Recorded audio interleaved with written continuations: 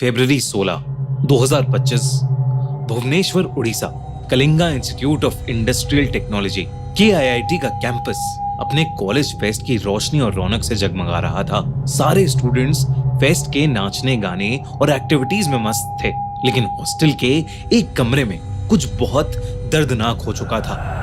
कुछ ऐसा जिसने 2 देशों को हिला दिया और ये सवाल उठाने पर मजबूर कर दिया कि क्या किसी इंस्टीट्यूशन का नाम किसी की जान से ज्यादा जरूरी है। ये कहानी है प्रकृति लामसाल की। प्रकृति, जो कि एक चुलबुली, प्यारी और आम सी 20 साल की लड़की थी, नेपाल के काठमांडू से थी और उड़ीसा के भुवनेश्वर में बहुत ही फेमस और पॉपुलर कलिंगा इंस्टीट्यूट और इंडस्ट्रियल टेक्नोलॉजी यानी KIIT में कंप्यूटर साइंस पढ़ रही थी। आंखों में इंजीनियर बनने के सपने लिए और मन में न सिर्फ अपने लिए पर अपने पूरे परिवार के लिए एक अच्छे फ्यूचर का विश्वास लेकर प्रकृति भुवनेश्वर पहुंची थी। 16 फरवरी 2025 सारे स्टूडेंट्स उस दिन 3 दिन लंबे कॉलेज फेस्ट की मस्ती में झूम रहे थे। फेस्ट के आखिरी दिन प्रकृति ने अपनी माँ को फोन किया। उसकी आवाज बिल्कुल नॉर्मल थी।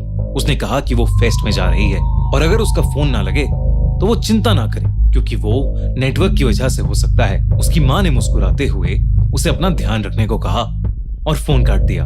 लेकिन प्रकृति फेस्ट में गई ही नहीं। उसके फ्रेंड्स कई देर तक बाहर उसका वेट कर रहे थे, पर जब प्रकृति नहीं आई और उसने अपना फोन भी नहीं उठाया तो उसके दोस्तों ने उसके रूम पर जाकर चेक करने का सोचा। बस कुछ ही देर बाद उसके दोस्तों ने प्रकृति के रूम का दरवाजा नॉक किया। जब कोई जवाब नहीं मिला तो डर कर उन्होंने बाकी स्टूडेंट्स, प्रकृति के कजिन्स और कॉलेज स्टाफ को बुलाया। उन्हें बहुत डर लग रहा था, क्योंकि प्रकृति कभी ऐसा नहीं करती थी। उन्होंने दरवाजे के सामने टेबल लगाई और उस पर चढ़कर शीशा तोड़कर दरवाजा खोला। लेकिन जो उन्होंने देखा वो देखकर उन सब की सांसें सुन्न पड़ गईं, क्योंकि प्रकृति अपने कमरे में बेजान पड़ी थी। उसके दोस्तों को कुछ समझ नहीं आ रहा था। उसके 2 कजिन्स जो वहां खड़े थे एकदम शांत हो गए। उसके एक कजिन सिद्धांत ने तुरंत पुलिस को फोन करके बुलाया और FIR लिखवाई। पुलिस जब तक वहां पहुंची तब तक कॉलेज ने बॉडी पहले ही हॉस्पिटल भिजवा दी थी। वहां मौजूद गर्ल्स हॉस्टल के स्टूडेंट्स के मुताबिक हॉस्टल वार्डन ने पुलिस के आने से पहले ही प्रकृति के फोन, लैपटॉप और डायरी को वहां से हटा दिया था।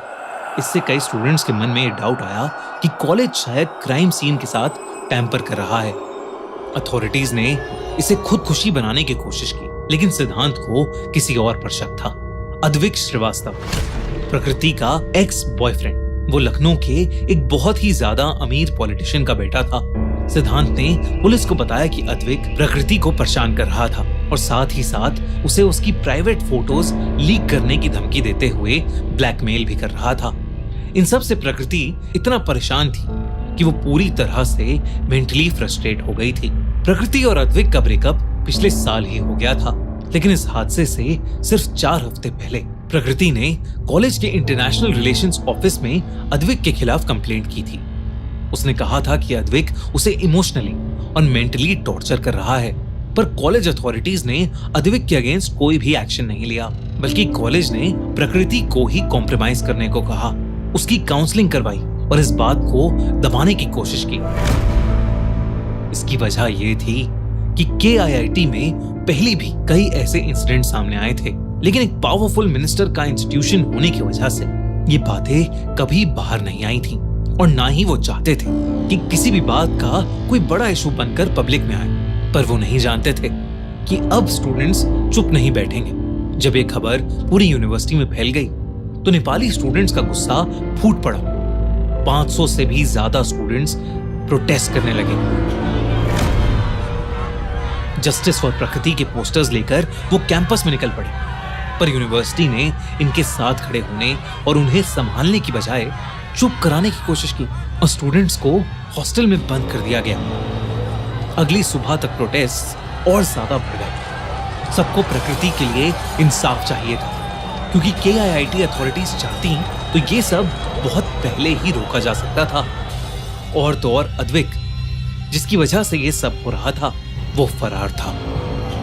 स्टूडेंट्स इंसाफ चाहते थे, लेकिन कॉलेज अथॉरिटीज ने सिक्योरिटी गार्ड्स के जरिए उन्हें लाठियों से मारना शुरू करवा दिया। स्टूडेंट्स ने वीडियो बनाकर सोशल मीडिया पर पोस्ट करने की कोशिश की, अपनी फैमिलीज और फ्रेंड्स को कांटेक्ट करने की कोशिश की, लेकिन गार्ड्स ने उनसे उनके फोन छीन लिए और उन्हें बहुत बुरी तरह मारा। इतने में ही KIIT यूनिवर्सिटी ने एक ऑफिशियल नोटिस जारी कर दिया।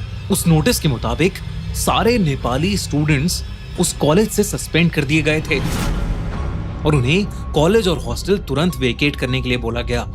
ये सब होते ही स्टूडेंट्स के गुस्से की कोई सीमा नहीं रही, लेकिन उनकी बात सुनने के बजाय कॉलेज के टीचर्स ने उन्हें ही गालियां देना शुरू कर दिया और ये कहा कि उन्हें शुक्र मनाना चाहिए कि वो उन जैसे 50,000 नेपाली स्टूडेंट्स को फ्री में पढ़ा रहे हैं। स्टूडेंट्स का सामान उनकी मर्जी के खिलाफ हॉस्टल से बाहर फेंका गया और उन्हें बेरहमी से मारते हुए बसों में जबरदस्ती भरकर रेलवे स्टेशन, बस स्टेशन और शहर के वीरान कोनों में बिना किसी भी रिसोर्सेज के छोड़ दिया गया। कई स्टूडेंट्स इस मारपीट और जबरदस्ती से बहुत ज्यादा बुरी तरह से घायल हो गए और उन्हें बहुत गहरी चोटें भी आईं। इतने में अथॉरिटीज के स्टूडेंट्स को अब्यूज करने और मारने के वीडियोस इंटरनेट पर वायरल होने लगे, तो ये न्यूज उड़ीसा की गवर्नमेंट तक पहुंची।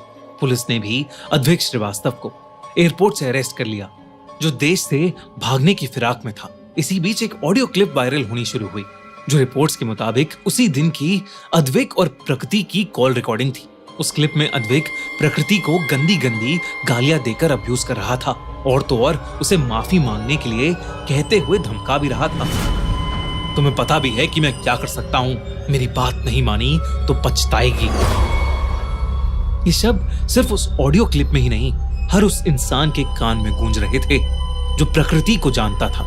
ये न्यूज जब वीडियोस और सोशल मीडिया के जरिए नेपाल गवर्नमेंट तक पहुंची, तो नेपाल के प्रधानमंत्री KP शर्मा ओली ने इंडियन एम्बेसी को इस मामले में तुरंत इंक्वायरी की मांग की और साथ ही साथ 2 स्पेशल ऑफिसर्स को नेपाल से इस केस को इन्वेस्टिगेट करने के लिए इंडिया भी भेजा। उड़ीसा गवर्नमेंट ने इंक्वायरी कमेटी बनाई और 6 लोगों को अरेस्ट किया गया, जिसमें अद्वैत श्रीवास्तव और यूनिवर्सिटी के सीनियर ऑफिशियल्स भी शामिल थे। इन पर नेग्लिजेंस, हैरेसमेंट और इलीगल एविक्शन के चार्जेस लगाए गए, लेकिन कुछ ही घंटों बाद उनमें से कुछ लोगों को बेल दे दी गई। जब ये न्यूज इंटरनेशनल लेवल तक फैल गई, तो अपनी इज्जत बचाने के लिए KIIT ने बेशर्मों की तरह स्टूडेंट्स को वापस आने की रिक्वेस्ट करी और मैटर को दबाने की कोशिश की, लेकिन सभी स्टूडेंट्स ने उनके साथ हुई बदतमीजी और इनजस्टिस की वजह से यूनिवर्सिटी अथॉरिटीज की इस रिक्वेस्ट को साफ इनकार कर दिया। वहीं अद्वैत और उसकी दोस्त की ऑडियो क्लिप्स भी वायरल हुई, जहां वो प्रकृति के बारे में बहुत बेहुदा बातें कर रहे थे। पूरे देश में प्रकृति और स्टूडेंट्स को जस्टिस दिलाने के लिए प्रोटेस्ट शुरू हो गए। वहीं प्रकृति के कजिन्स, दोस्त और माता पिता पूरी तरह से टूट गए, क्योंकि इतना सब होने के बाद भी कुछ कॉलेज टीचर्स वीडियोस में प्रकृति पर ही ब्लेम डाल रहे थे। जब प्रकृति के पिता का इंटरव्यू लिया गया, तो वो खुद को बहुत मुश्किल से संभालते हुए बस अपनी बेटी के लिए इंसाफ मांग रहे थे, क्योंकि उन्हें पता था कि कॉलेज अथॉरिटीज ने सिर्फ और सिर्फ अपनी रेपुटेशन को बचाने के लिए एविडेंस के साथ टैंपर किया और कॉम्पनसेशन और सिंपैथी के नाम पर KIIT ने प्रकृति लामसाल के नाम पर एक स्कॉलरशिप अनाउंस कर दी। पर क्या बस एक स्कॉलरशिप एक इंसान की जिंदगी की कीमत चुका सकती है? उसकी माँ कहती हैं, उसने कहा था मम्मी मैं ठीक हूं, लेकिन वो सच नहीं था। हर दिन वो आखिरी कॉल उनके कान में गूंजती रहती है। हर तस्वीर, हर याद उन्हें उसके बिना अधूरी लगती है। ये कहानी सिर्फ प्रकृति की नहीं है, ये एक सिस्टम के फेलियर की कहानी है कि कैसे एक यूनिवर्सिटी ने अपने स्टूडेंट की आवाज को दबाया, कैसे एक मासूम को इंसाफ नहीं मिला और कैसे एक छोटी सी आवाज एक पूरी कम्युनिटी का गुस्सा बन गई। हम उम्मीद करते हैं कि ये कहानी एक वेकअप कॉल बने और आगे से कोई और इंसान ऐसे जिंदगी ना गवाए। और मैं अपनी इंडियन ऑडियंस से रिक्वेस्ट करता हूँ कि अगर कोई नेपाली या पाकिस्तानी या बांग्लादेशी है, तो उसे सबसे पहले एक इंसान की तरह देखें, बिना उस इंसान को जाने उसके खिलाफ किसी भी तरह की डिस्क्रिमिनेशन को बढ़ावा ना दें। KIIT के सच को इस वीडियो के जरिए